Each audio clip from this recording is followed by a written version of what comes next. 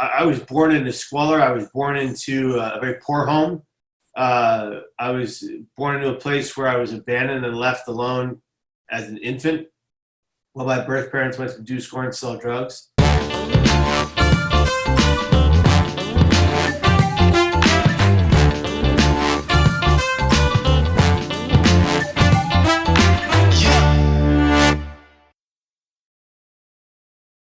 You talk about, then this really resonated with me and it upset me the other night listening to it.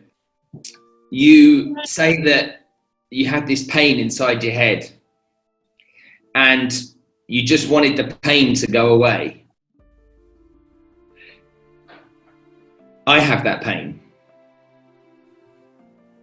So I feel it, and I feel you as you share that story.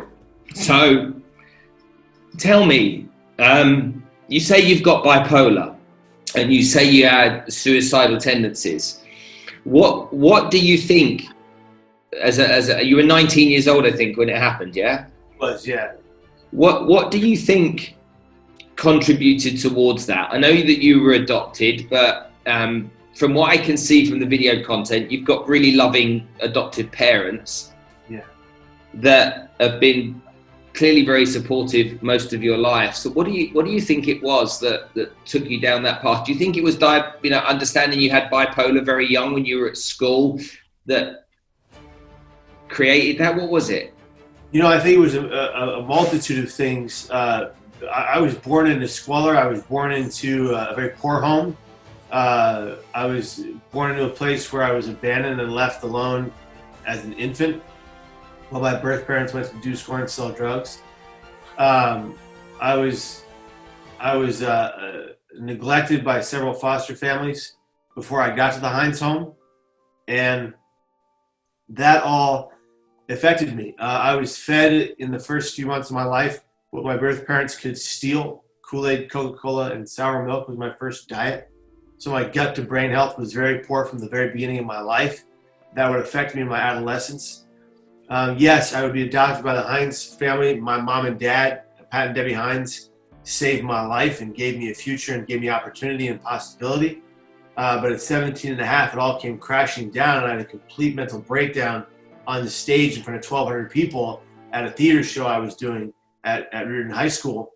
And I believed that the 1,200 person audience in front of me was going to rush the stage and end my life. That paranoid delusion would follow me until even today. I still have a paranoid delusion where I believe crowds are coming to hurt me. My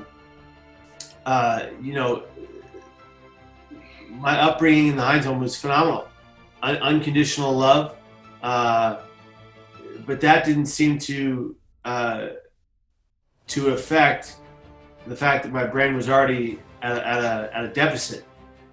I was having brain pain before going to jump off the Golden Gate Bridge because of my original nurturing from my birth parents.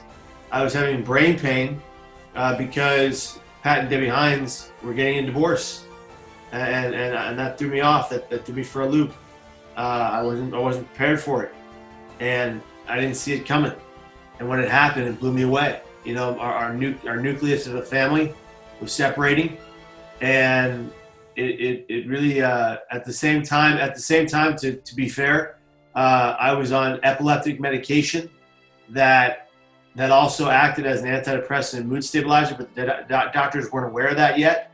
And so right around the time that they took me off of the epileptic medication for a seizure disorder, I had the complete mental breakdown, which makes perfect sense, because if you take a person off of fast-acting medication that is hindering my bipolar symptoms rapidly without any titrating down, basically I had a withdrawal and then a complete mental breakdown. And then it would be 2 years later when I attempted to take my life at 19. I just couldn't take the brain pain anymore. I believed I was useless. I felt I had no value. I thought I was worthless. But as you know, on all three of those accounts, I was wrong. I had worth. I was valued. And my life was important.